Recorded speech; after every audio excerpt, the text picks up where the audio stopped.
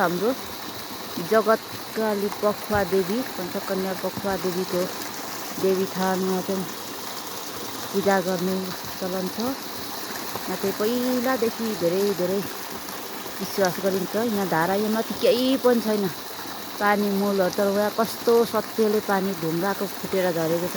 यस्तो सत्य छ यहाँको पानीले चाहिँ नुहायो भनेदेखि बच्चाहरूको बोली नआएको बच्चाहरूको बोली आउने, अनि यो चिलाउने जिउमा भएको रोग खटिराहरू सबै निको हुने विश्वास छ। हामीले विश्वास गर्दै आएको र धेरै निको पनि भएको छ। हाम्रो चाहिँ यहाँ यस पछाडि हामीले त पूजा गर्ने ठाउँ हो। यहाँ चाहिँ एकदम धेरै विश्वास, सबैजनालाई विश्वासको गरिन्छ।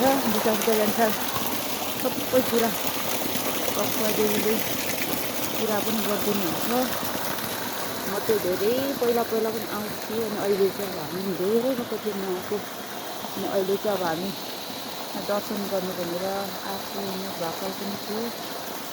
तर अब आज हामीले पूजा या दर्शन गरेर चाहिँ हामी फेरि जाँदैछौँ। यहाँदेखि चाहिँ यस्तो छ यहाँको एकदम भक्तजनहरू कहाँबाट भाकल गरेर आउने गर्दछन्। हामी त बच्चादेखि यहाँ मान्दै आएको हाम्रो पखुवा देवीलाई।